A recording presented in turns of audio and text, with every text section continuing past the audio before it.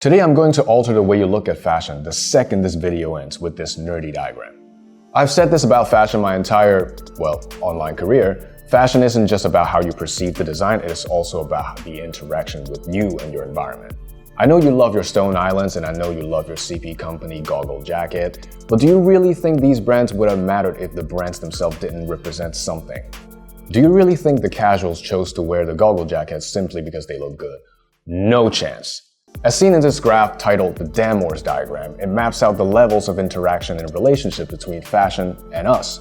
The first three levels from the inner circles highlights our own perception and judgment of the design and the garment condition. The next two layers is where we start to shift our focus slightly outwards into the piece as a whole and how this particular piece interact with other clothes you may wear. Color coordination, how patterns are matching.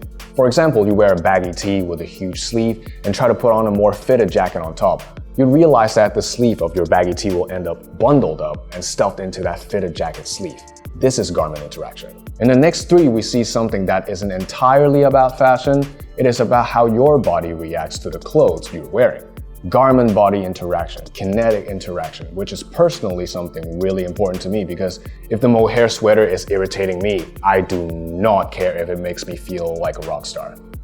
Then we reach the realm of the last four, which is where people start to go beyond the physical meaning of clothes and examine what fashion and garments may mean in the societal setting. Immediate body space: if you're wearing a big jacket, you're gonna take up more space. If you're wearing a big jacket to a crowded place, people are gonna hate you. Social situation may not be something that you actively apply, but it's something that shaped a lot of brands and subculture that you were possibly participating. Doc Martens, Stone Islands as mentioned, Barbour jacket, Ben Sherman's. Historically speaking, they're all associated with class and parties. Whether you see it that way is another question. Group association, I'd say, go hand in hand with culture. Subcultures have dress codes and they all as a collective agree that certain pieces represent a part of their shared ideology.